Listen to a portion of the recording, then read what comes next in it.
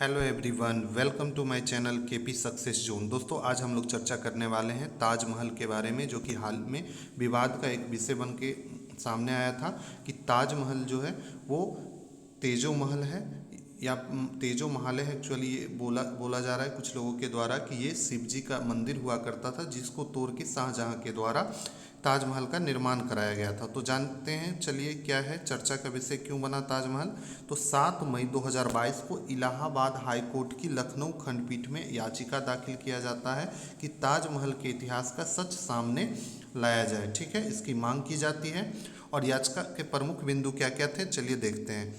याचिका में कहा गया कि ताजमहल के 22 कमरे को खोलकर, 22 कमरे जो कि बंद पड़े हैं को खोलकर जांच कराई जाए, क्योंकि कुछ लोगों का मानना है कि यह भगवान शंकर जी का या शिव जी का मंदिर था, जिसे तोड़कर ताजमहल बनाया गया है। ठीक है, इसके साथ ही यह भी मांग की गई कि 1951 से 1958 के में बने कानूनों, जिसमें ताजमहल,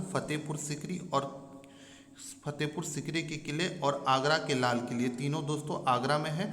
और पूछे ताजमहल किस नदी के किनारे है, तो यमुना नदी के किनारे है। ठीक है, ऐतिहासिक इमारत घोषित किया गया था, को संवैधानिक प्रावधानों के विरुद्ध घोषित किया जाए। ठीक है, और ये मांग किया गया कि ताजमहल, फतेहपुर सिकरी के किले और आगरा के किले को ऐतिहासिक इमारत जो घोषित किया गया है, उसको संवैधानिक प्रावधानों के विरुद्ध घोषित किया जाए। ठीक है, अगला पॉइंट क्या था, यह याचिका, देखिए यह जो याचिका ताजमहल के लिए जो दाखिल किया गया है याचिका, इतिहासकार हुआ करते थे पीएन ओक।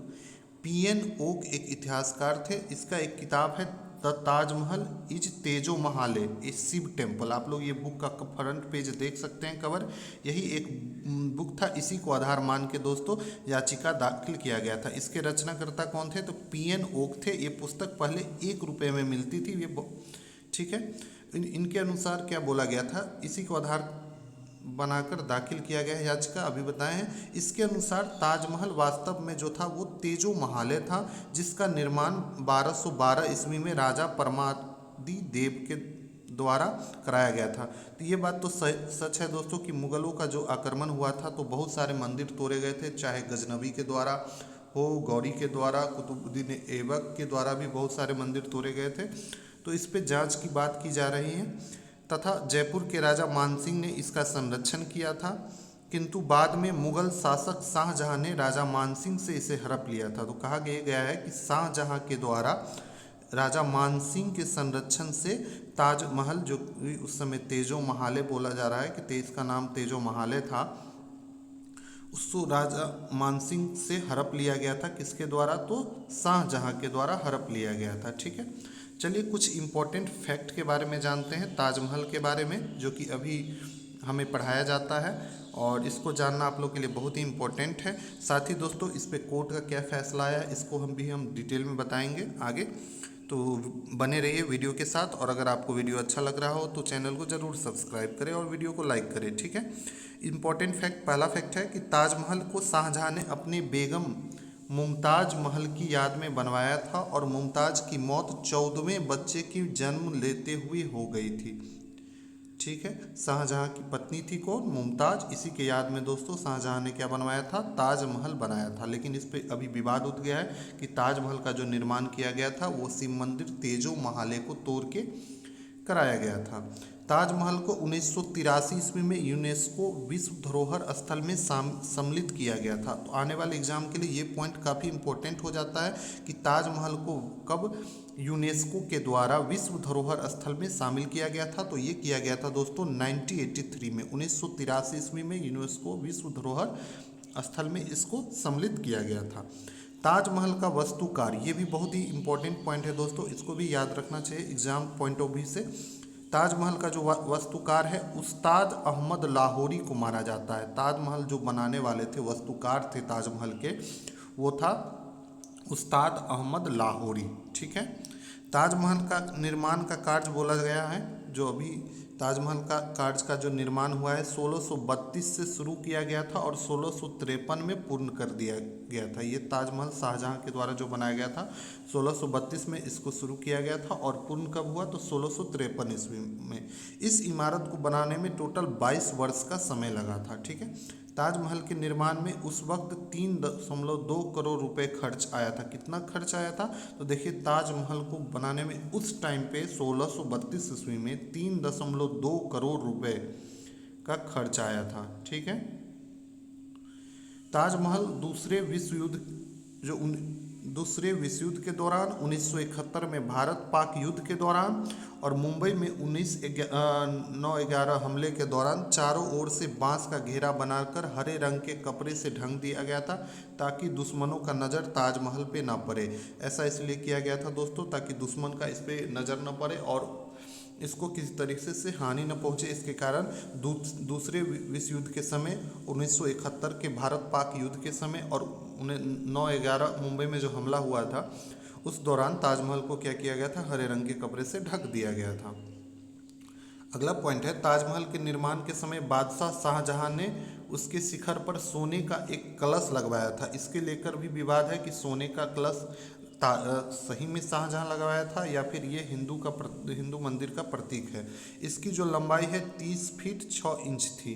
कलश करीब 40,000 तोले सोने से बनाया गया था। तो कलश जो बनाया गया था किसके ऊपर में? ताजमहल के ऊपर में। ताजमहल को 1857 में एक हमले के दौरान थोड़ा सा नुकसान हुआ था लेकिन लॉर्ड कर्जन ने इसे 1908 में दोबारा ठीक करवा दिया गया था।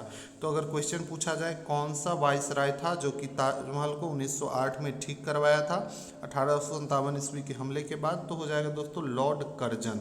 किसके द्वारा? तो लॉर्ड कर्जन के द्वारा, क्योंकि तब इसे विश्व में भर में ख्याति मिल चुकी, मतलब विश्व में बहुत फेमस हो गया था, इसलिए कर्जन के द्वारा इसको मरम्मत कराया गया। ताजमहल लकड़ियों पर खड़ा हुआ है और ऐसी लकड़ियां हैं जिसे मजबूत रहने के लिए नमी की जरूरत पड़ती है। एक्चुअली ताजमहल जो है नीचे से लकड़ियों पे खड़ा हुआ है और उसमें ऐसी लकड़ी लगी हुई है जिसको मजबूत करने के लिए नमी की ज़रूरत पड़ती है। और यह नदी ताजमहल के बाएं तरफ यमुना नदी है। आप सभी लोगों को पता है ताजमहल जो है यमुना नदी के किनारे है और यहीं से दोस्तों इसको नमी मिलता है, जिससे ताजमहल अगर नमी नहीं मिलती तो ताजमहल गिर गया होता, मतलब मजबूत खड़ा हुआ है। ताजमहल के चारों मीनार को इस प्रकार से बनाया गया है कि अगर कोई भूकंप या बिजली गिरे तो आप लोग देखे होंगे कि ताजमहल के चारों ओर 4 मीनार बनाए गए हैं। जैसे कि यहाँ पे देख रहे हैं ताजमहल में यहाँ पे 4 मीनार है, एक ये रहा, एक ये और ये 4 मीनार बनाए गए हैं और ये इसलिए बनाए गए हैं ताकि भूकंप के समय इसको बचाया जा सके। ठीक है, तो यही बोला गया है यहाँ पे ताजमहल के चारों ओर इस प्रकार से मीनार बनाए गए हैं 4। ठीक है, ताजमहल के चारों मीनारों इस प्रकार से बनाया गया है और वो चारों मीनार इस प्रकार से बनाया गया है कि अगर कोई भूकंप या बिजली गिरे तो मीनारें बीच वाले गुंबद पर बिल्कुल नहीं गिर सकती हैं, इसलिए बनाया गया है कि बीच वाले जो गुंबद है वो बचा रहे और ताजमहल के चारों मीनारें थोड़ी झुकी हुई नज़र आती है। ठीक है, तो अगर आप लोग देखेंगे, अगर आगरा जाएंगे कभी तो देखेंगे ताजमहल के जो चारों मीनारें हैं वो थोड़ी सी झुकी हुई नज़र आती है। अगला पॉइंट है कि ताजमहल 22 एकड़ की ज़मीन पर बनाकर तैयार किया गया है। तो कितने एकड़ में बना है? तो 42 एकड़ में बना है। इनको बनाने के लिए करीब 20,000 से अधिक मजदूर लगाए गए थे। इसके गुंबद बनाने में 15 वर्ष का समय लगा था। इसका जो गुंबद है उसको बनाने में 15 वर्ष लगा था और ऐसा कहा जाता है कि ताजमहल निर्माण के बाद उसके जो कारीगर थे उसको शाहजहां ने हाथ कटवा दिए थे, उसके हाथ कटवा दिए थे ताकि दोबारा इस तरीके का निर्माण वो नहीं कर सके। ताजमहल भारतीय के ही नहीं बल्कि फारसी, तुर्क और इस्लामी वास्तुकला का प्रतीक है। ताजमहल में फारसी, तुर्क और इस्लामी तीनों वास्तुकला का प्रतीक मिलता है। साथ में दोस्तों भारतीय तो है ही। ताजमहल के निर्माण के लिए 28 किस्म के पत्थर का प्रयोग किया गया था। इसमें 28 किस्म का पत्थर का प्रयोग किया जाता है और इसका जो पत्थर है वो कहाँ से मंगाया गया था? तो बगदाद, अफगानिस्तान, तिब्बत, मिस्र, रूस, ईरान आदि देशों के अलावा राजस्थान से भी मंगाया गया था। तो ताजमहल के लिए जो वाइट संगमरमर का प्रयोग किया गया वो कहाँ से मंगाया गया था?